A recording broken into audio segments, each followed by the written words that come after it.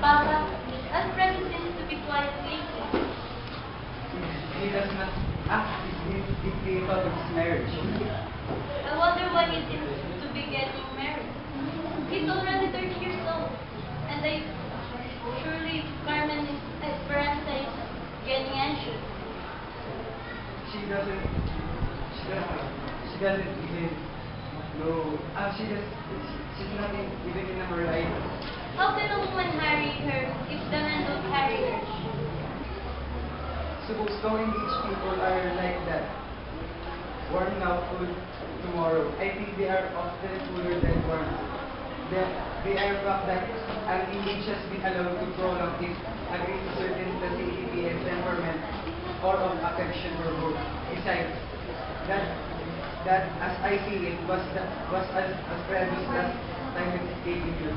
That's personal. Oh, well, I suppose that should be a reason. When will be the wedding? We want our wedding to be as quick as possible yet well prepared. So Alfredo and I decided to schedule it in 3 months' time. In 3 months? Is that enough time? We think so. After all, the parish priest is a very close friend of the family. Am I right, Papa? The Reverend Father is a close friend of mine, so therefore, the preparation for the wedding is somehow more easy. How about the guests? We've got the reception covered. We called some of our friends who are in the business of arranging events to come and help us, so it won't be much of a problem. You didn't even ask for her.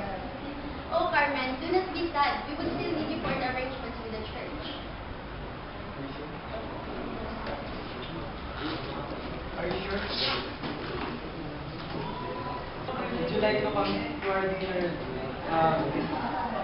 tomorrow evening? Sure, we'd be happy to come with you. Oh, I almost forgot. What is it? I have jotted something across town.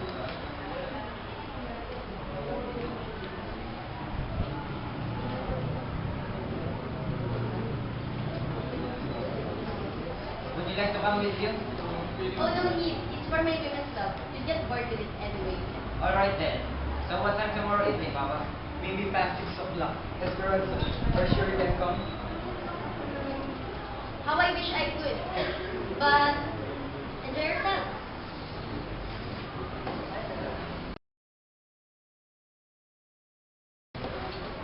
Some don't know yet. Who are these people you brought with you? Ah, this is Carmen, my daughter. A pleasure to meet you, sir. And this is my son, Alfredo. Oh, there you are, my dear. I thought you were going to leave me here to attend to our guests all alone. Pleasure to meet you, everyone. Where's my wife? Oh, it's still 7. The journey to Manila, the hurricane sunset, and she's retired to her room almost immediately. We are first here. Of course. Let's send the maids to serve our dinner. What are you having during dinner? Nothing. Oh, I'm pretty sure it meant something. Can you call Miss Delmaye? Oh. I'm not Miss Delmaye. I'm Julia Saras. Oh, I see. My apologies. That's nothing. Each time, I was about to correct Philip. Oh. Iman name is Manalang. I kept calling him Manalo. 10 times ago, so the young man rose from his seat and said only, "Pardon me, but my name is Manalang, you know." Manalang, you know? I never did for him. The best thing to do is in the circumstances is to pretend not to hear and to know the other person, find out his mistake. As you did this time, still you look pretty amused every time I was thinking of Mr. Manalang. Of course you were. Oh, it's getting late. Thank you so much for your time.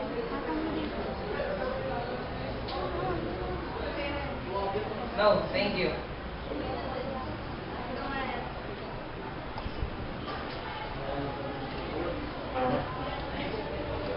Where are you going? To the judge. Why go there? Just chatting with a friend. Who's friends?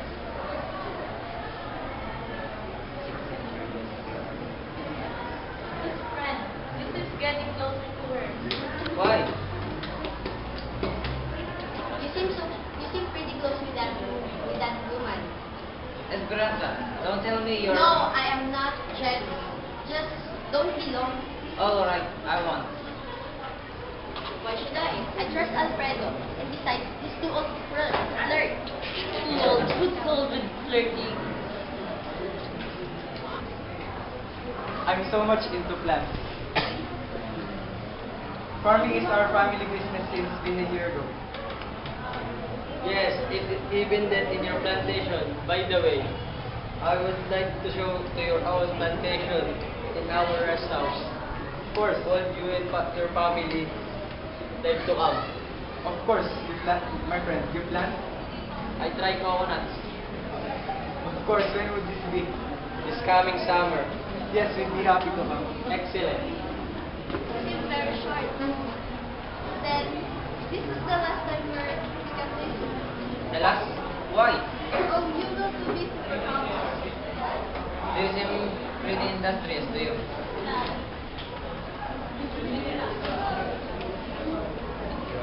If you are, you never seek it. What? Always unhurried and calm. I wish that were true. Like a carabao in a mud pool.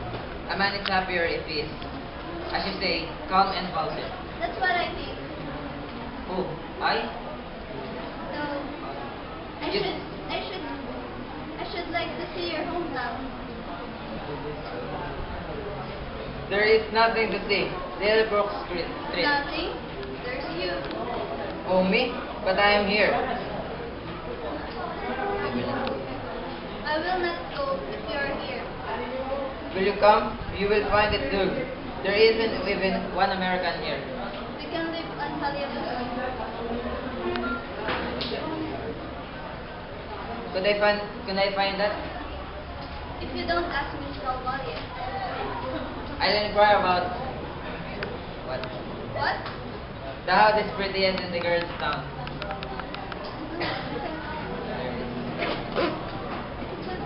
It is. Pretty, a Polish word, but there's one other more handy. I didn't come quite. I thought you at least. That should be saying something.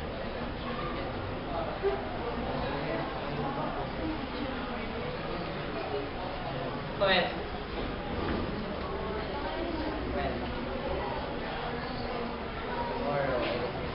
Tomorrow, I received my letter from my mother and father. Yesterday. Do you want me to spend a holiday week at home? Can't I come to say goodbye? No need. No, but I want to. There's no time.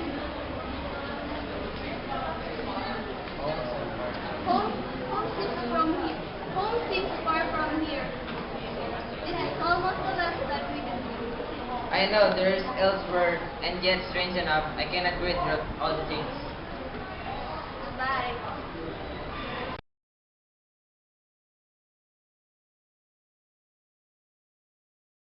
I have been thinking all this time that you were absent. No, my sister told me to stay until they are ready today. Oh, is the judge coming? Yes.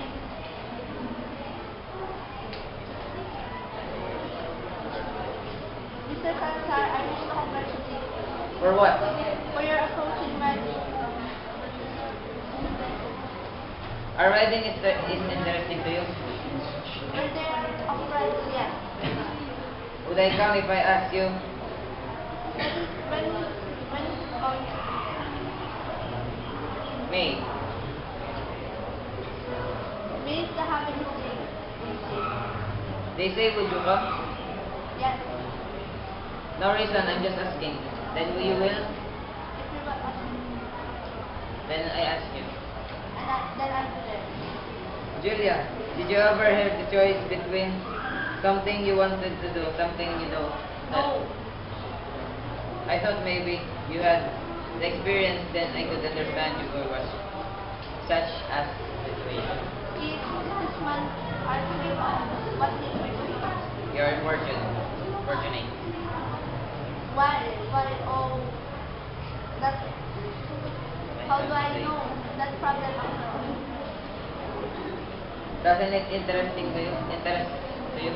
I must say, I have to say goodbye. Oh sure, goodbye. That do such a thing. Well, what of it? You are very positive about her badness. But do you approve Of what? of what she did? No. Well, All I can say is that it's necessary wicked. why shouldn't it be? You talk like an immoral man. I My- never know that your ideas were like that. My ideas? The only test I wish to apply to conduct is the test of fairness. I am injuring anybody. No, this is just fight. In my science, I am right. Living with a man whom she is not married. Is that it? Maybe we're wrong and again without. Maybe it was not. She has injured us. She was ungrateful. The trouble with you, Esperanza, is what you are. Why do you get angry? I do not understand you at all. I think I know why you have been indifferent to me lately. I am not blind or deaf. I see and hear what perhaps some are trying to keep from me. Why don't you speak out frankly before it's too late? You need not think of me and what of people say. Yes, I'm right. Yes, one tries to be fair, according to his lights. But it is hard one would like to be fair, one's selfish first. But it is not easy to easy. And what's that there? What do you mean? Whatever my shortcomings? And no doubt they are many in your eyes? I have never gone out of my way, of my place, to find a man. Esperanza, if you're supposed to... If you mean you want to take back your word, if you are tired of why don't you tell me you are tired of me? So, Nick, what the problem is?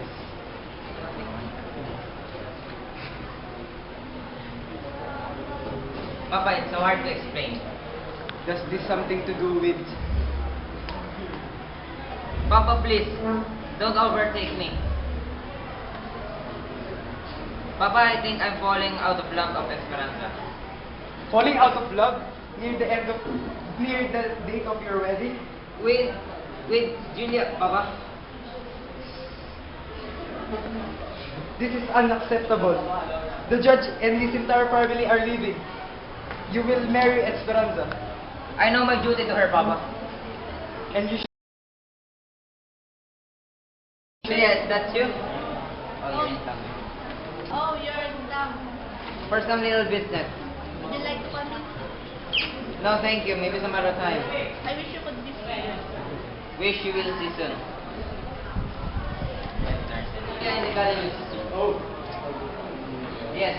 Remember she told me that you are living it now? Ah, yes. How is she? Doing good, I suppose. Did you not visit her? I did not. Oh. Are gone. Your feelings for her. Are gone, Papa. It still has been a long time. So all these years, I have been seeing the light of the dead. Dead stars. Long extinguished. Yes, seemingly still in their appointed place in heaven. Maybe it had been like that all along, son. A phantom feeling of a love that never was. Maybe this is the truth. Yet somehow I'm feeling grateful for her, just for the chance and the light into this. It did. Yes, it did. Question of that I did not think to answer before.